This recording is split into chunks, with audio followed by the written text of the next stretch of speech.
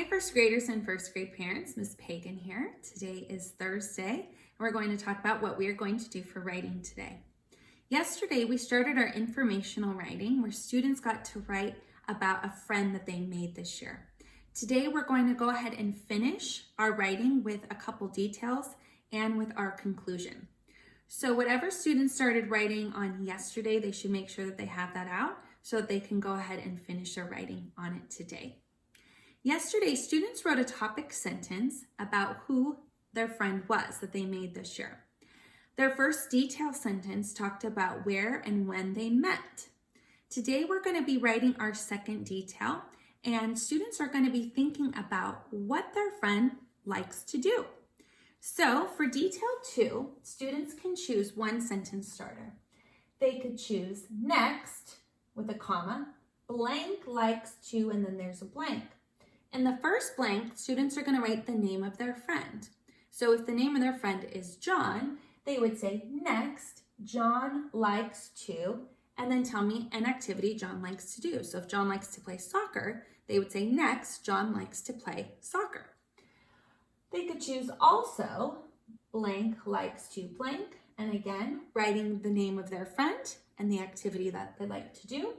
Or they could choose in addition, blank, their friend's name, likes to blank, the activity that they like to do. So students should go ahead and choose the sentence starter that they'd like to use. They should go ahead and say out loud their sentence with whoever they're working with. And then they should go and make sure that they are writing their second detail after their first detail sentence from yesterday. After they write their sentence, they'll make sure that they do their quick checks, checking for an uppercase letter at the beginning, finger space in between each word, period at the end, and their commas after their transition words, and whisper reading to make sure that it makes sense. After students have done detail 2, they'll be ready to work on detail 3. Again, students will get to choose one sentence starter that they would like to use. They can choose, finally, blank is my friend because. So again, they're going to want to put the name of their friend in the first blank, and then they're going to want to answer, why is this person their friend? Why are they friends with this person? Is it because they're kind? Is it because they're fun to play with? Is it because they're funny and they tell funny jokes? They need to think of, why is that friend their friend? They can choose last, blank is my friend because, or lastly, blank is my friend because. So again, students need to make sure that they put the name of their friend in the first blank and the reason that that friend is their friend after the word because. So students will choose one sentence starter. They'll make sure that they say it out loud to whoever they're working with, and then they will go ahead and write their next sentence after their detail 2, making sure that they do their 4 quick checks at the end.